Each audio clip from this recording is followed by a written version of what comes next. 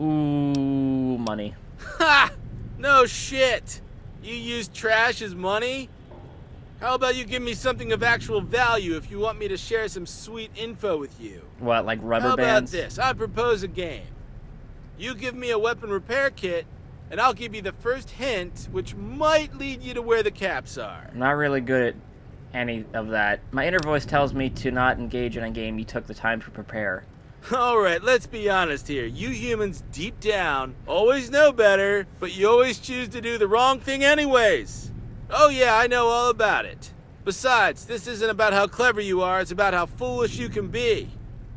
Alright, well, then I just won't look for the fine. So come back when you found one, quitter. Go on, make yourself useful. Chop chop. Alright, Roland, I'm starting to hate you. Give me a damn room. Do you need a hand or something? No. You know, you're lucky I don't have 6 fingers, or I'd give you 4 middle fingers instead of just 1. Alright, Roland.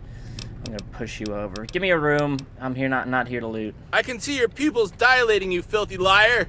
Oh yeah, we've got 7 full books on polygraph machines alone. I may not be able to jack off, but I am smarter than you. Oh yeah. No, seriously, I'm here out of sheer curiosity. I'm not interested in looting. Also, it's Friday. No, I'm reformed. I used to be like that before I took a bullet to the head. Whatever I do, be assured I'll leave that ugly hat where it is, on the remains of your lost dignity. Well, goddamn, I just got served. I can hear the 2 remaining neurons in your head bouncing off each other to come up with that line. Yeah, no, I just want a place. Oh, I can see your little gelatinous eyeballs darting around the room. I see you looking at all my stuff. That plant, mine. That painting, mine. That jukebox, wanna guess? Yours or mine? Time up, it's mine! Yeah, I don't ever want a jukebox, ever. Used to be like that. Oh, it's not my fault. I took a bullet to the head. Wah, boo-hoo. I swear, if I had a nickel for every damn drifter and vagabond that used that excuse on me. How many nickels would you have? If I was really there to ransack this place, what would it be to you? Well, my cohorts in here might go, beep boop, put that back, silly human. But, you know, if you want to cross an unhappy metal automaton with metal claws and lasers built into his face, well, you be my guest. Alright. Okay, alright. Well, what else would you like to talk about? Maybe we could talk about how you're probably going to starve to death. Did you know that if you don't eat, the human body begins to consume its own muscle and tissue after a week or 2? You'd probably eat your own shit after that point. Pretty interesting read. Give me a room and let's be done. You know, this is a classy establishment. Not a homeless shelter for ugly, radioactive, pushy dipshits. But so be it. This is what our beloved master wanted, so I shall oblige. Here's the key to your special discount suite. I have no doubt you will feel right at home there. Oh, yeah. Alright. I'm gonna kill you later on. Bye. Son of a bitch. Ooh. Fancy. Oh, man. I feel bad. I feel like I got invited to, like, a festival or something. I got special tickets to Comic-Con, but none of my friends could come with me. N4. Oh, wow. What a shithole.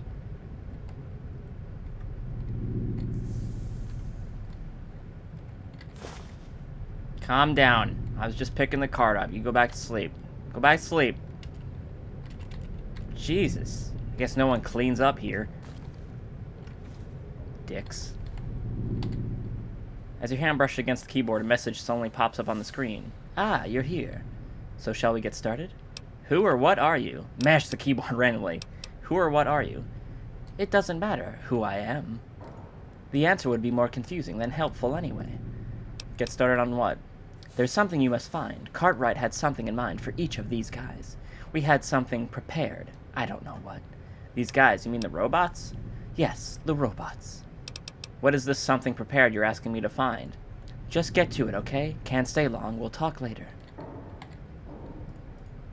You son of a bitch. Ooh. Lettering the kids suffer, Nicholas Lover. Book collector. Find all books with light blue spines. Sure is a lot of collecting going on in here. I'm sure not one for collecting. I gotta check if any of these got blue spines. No. Beep. Do do do do do do do do do do do do. Whoa. Oh god. 4:36 p.m.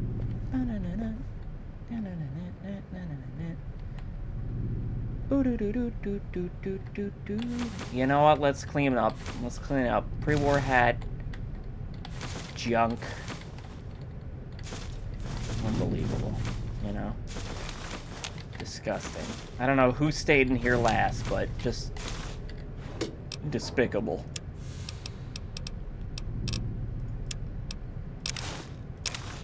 Oh, wait. Oh, wait, never mind.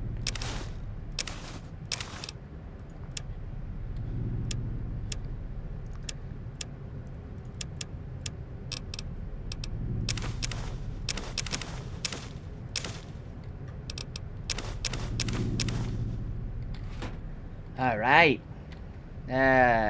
Oh.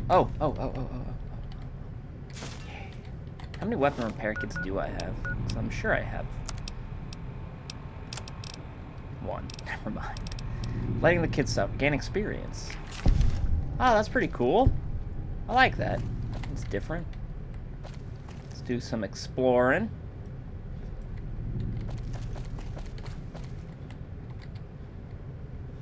Don't mind if I do.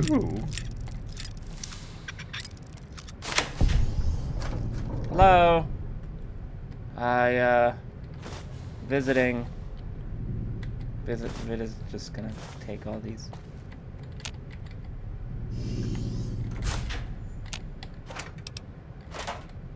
Looks like a fiend stayed here. Wow, yeah. And I'm gonna take all his drugs. Ooh, look at this gun! Look at this gun!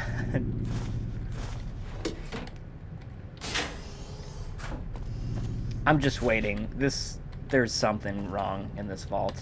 I know it. There's gonna be some dead body. And they're gonna be like, oh, we've been collecting humans. Or something's gonna happen. You know, I don't trust these robots. Never trust a robot, everyone. I mean, okay. Well, it depends. If you know the robot, then, you know, it's probably okay. If you've bonded with the robot, you should be fine, I suppose.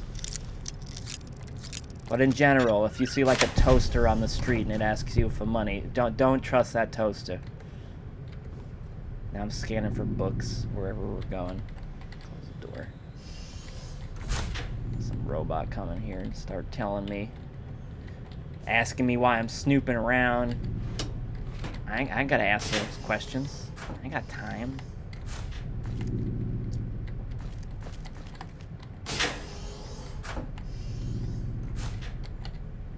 I'm just waiting. There's gonna be a dead body in one of these. Oh, yay. Satellite's done. I was like, what? What is going on? This isn't good.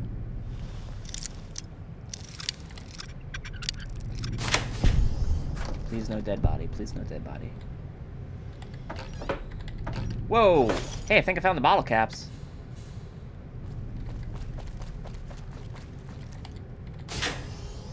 Whoa! Sweet. Dorm room.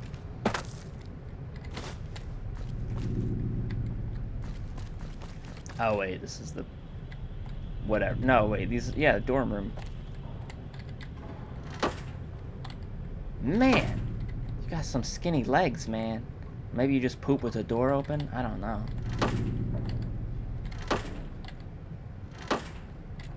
Bathroom stalls in the Fallout universe are horrible. I'm just saying.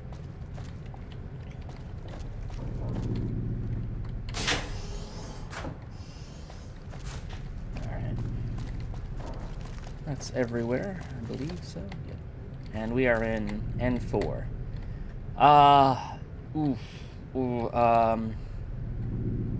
Nancy is 4. Or is that a 9? That's a 4. Nancy's 4. Nancy's full of kids. Nancy's got a lot of kids. I don't know. I'm just imagining they're going to be like, what room were you in? I'm going to be like, oh, crap. Yeah. Look at them blue spines. 36 lessons of Vivek. I've been reading like a champion.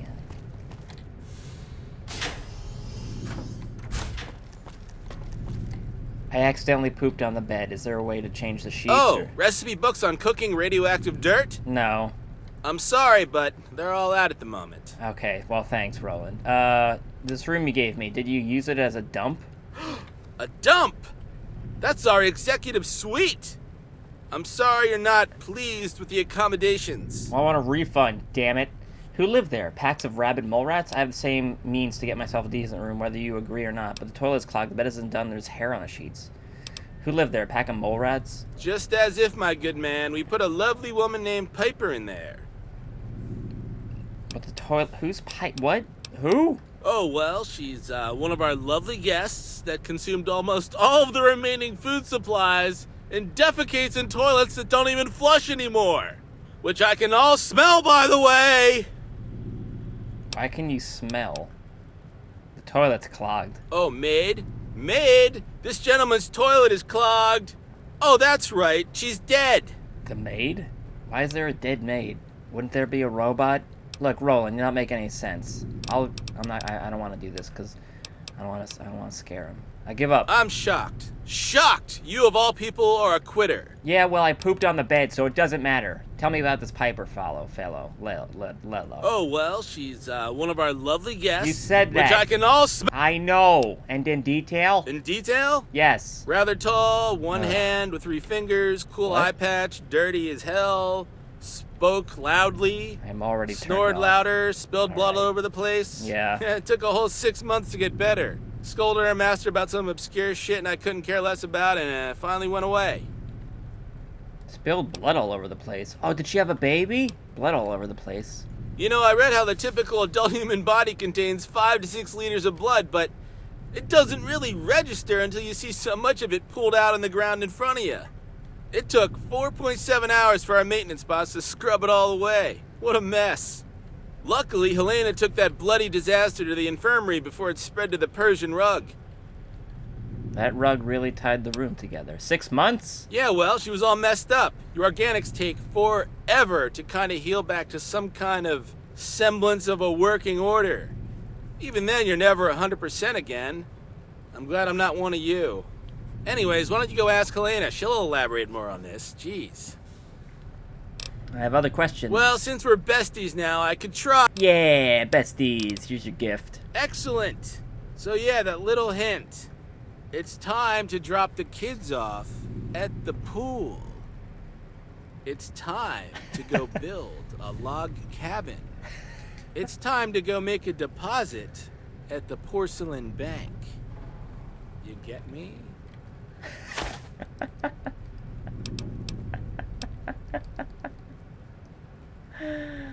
What was the hint? Listen carefully. Here it is. Time to go drop the kids off at the pool. Thank you, Roland. Come back soon. You're on my good list now, Roland. I love you. Oops, sorry. I'm sorry. Sorry about that, Roland. I'm a klutz. I'm gonna poop with the door open.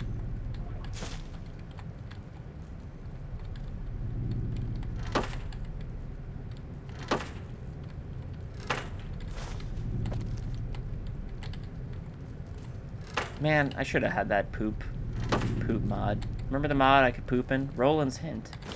Yeah. I'm not gonna close any of these doors also. I'm slowly becoming a genius.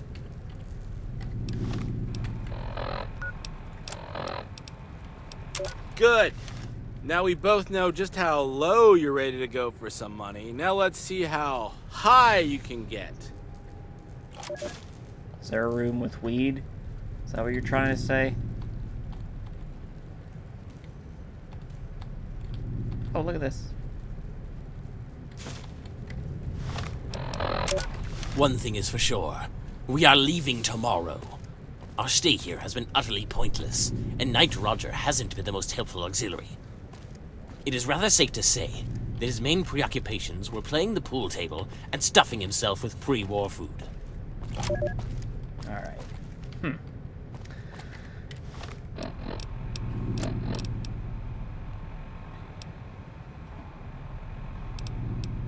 James wanted to talk to you further, maybe it's something. Alright, I want to find out about... Where's the clinic? I want to talk to her about the lady. Is this the clinic? Or not? Nope.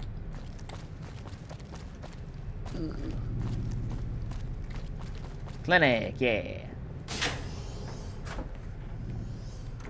Hello? Lady Ball Arms. I mean, I'm assuming you're a lady. Isn't your name like Lady something? Lady Bojangles? Oh, your name's Helena. That's a lady's name. Welcome. How may I help you? Oh, man. What kind of help do you provide? I am programmed to treat a wide array of human traumas.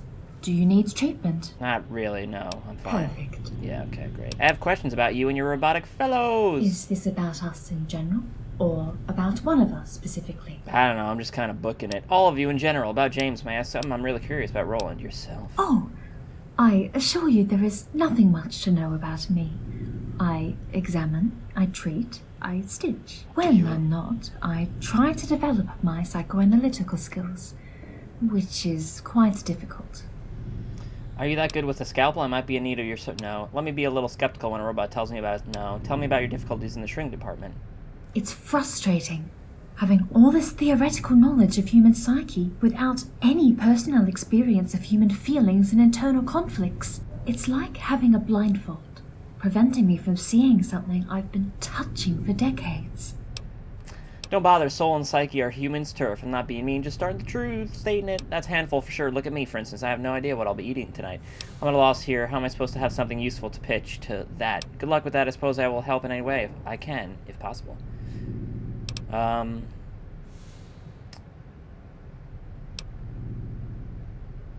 Good luck. I can help. You're kind. I might take you up on your offer sometime. Do you wish to talk? Everyone. Well, we abide to our programming, which is restrictive for some parts and very permissive for others. Besides our ability to emulate most human emotions, our main difference with traditional personality simulations is that we can learn and evolve. And evolve? And how do you do that? How is your programming restrictive? Evolve? By questioning what we have learned. Daily, we process all newly acquired information and compare it with our current knowledge. We analyze, appraise, and question what we know, and use it to build a new perspective. Although the learning process is very intuitive to humans, it is an incredibly complex process to AI like us. We have to prioritize and value every new lesson, every new idea, every new concept through careful examination and confrontation.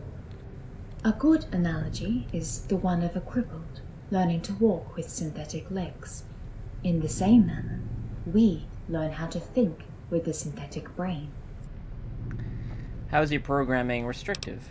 Besides the fact that we have to enforce our basic protocols, namely to protect humans, protect the library, protect ourselves, we are restricted in our behaviors by preset personalities. For example, my own neurocomputational matrix is programmed to be supportive, helpful, and comforting. When Roland, for another example, is programmed to be obnoxious, disobedient, and provocative. Tell me about it. What happens when the two of your protocols contradict each other? It's something our master called a grey area in our program. This occurrence arose once when we had to defend ourselves from a gang of slavers. They were a threat to the library, but they also were humans. Repelling them without any casualties wasn't possible.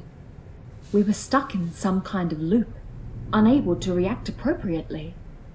Our master was the one to provide the solution by directly ordering us to bypass all protocols, defend the library, and kill the invaders. Why did your master program you that way? He never told us why he did so. But when we talk about it among ourselves, it is rather clear that he made us so he wouldn't feel so lonely. To this day, I still ask myself if we succeeded. I think so, Helena. Emotions, does that mean you're almost human? Almost human is still far away from the real deal. The only goal of these programmed emotions is to give more verisimilitude to our interactions with humans.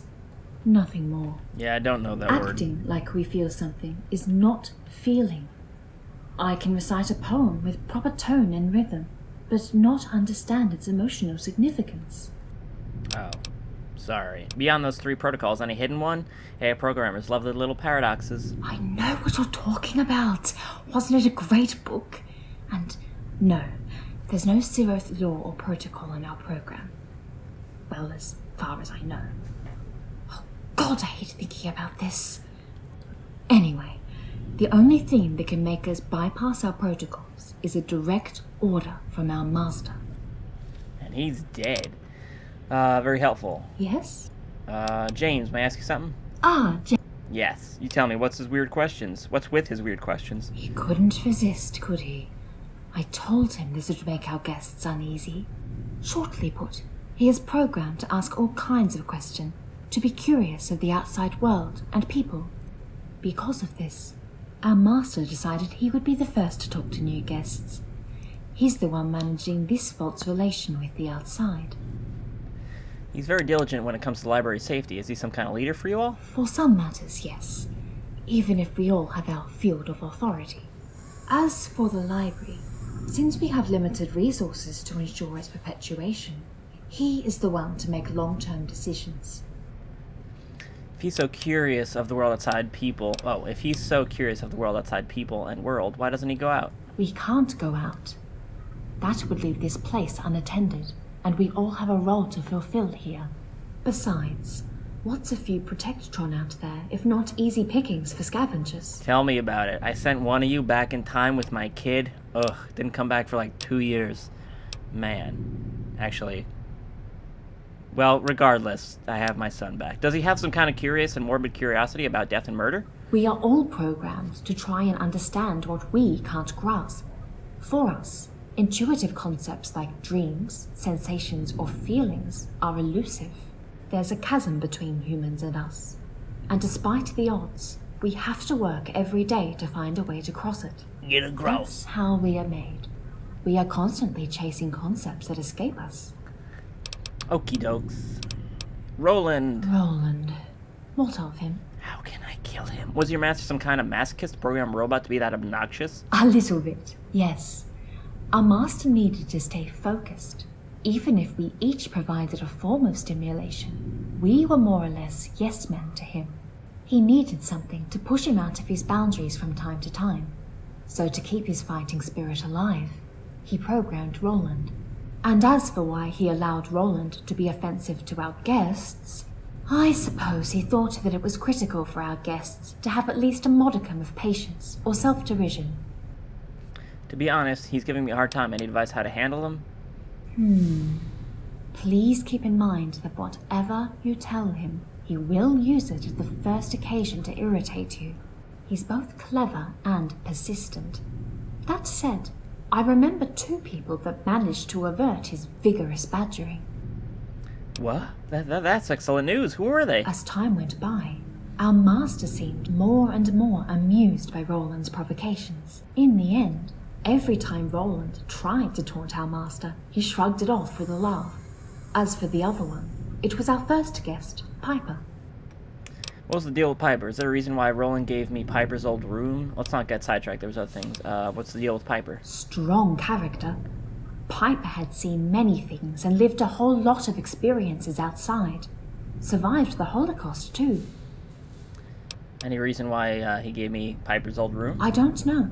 For now, I don't know enough about you to draw any parallel between the 2 of you. Ask me when we know each other a little better. And they are? Stupid hat and cowboy boots. Well, Roland forbids me to tell that story, but I'm not supposed to follow his orders anyway. It's a rather amusing story, to be honest. As you know, Our master defined Roland to be offensive and irritating in great variety of ways. And there was one method which he was very proficient with: impersonation. Seeing how we resemble each other physically, the only way our master could differentiate us at the time was our voice modules. Then one fine day, Roland discovered he could mimic both my and James's voices. He'd then pass up as one of us and act as if he was malfunctioning. For a time, our master bought it and went to great troubles trying to repair us, until he realized that Rollo was mocking him all along. So he put a cowboy hat and star on him so he could never fool him again. Later, he decided to paint us all and give us some visual identity. I like it. Enough with Roland. We've dignified him with enough chatter. I could tell you it gets better with time, but I would be lying. I may have some other questions. Yes?